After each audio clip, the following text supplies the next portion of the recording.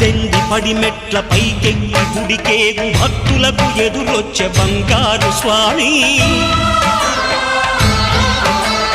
ఇరుముడులు స్పృశించి శుభమనుచు దీవించి జన బృందముల చేరే జగమేలు స్వామి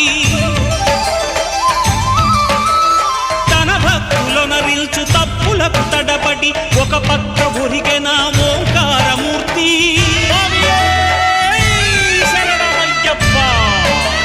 స్వాములందరూ తనకు సాయము కాగా ధీమంతుడై లేచే ఆ కన్య స్వామి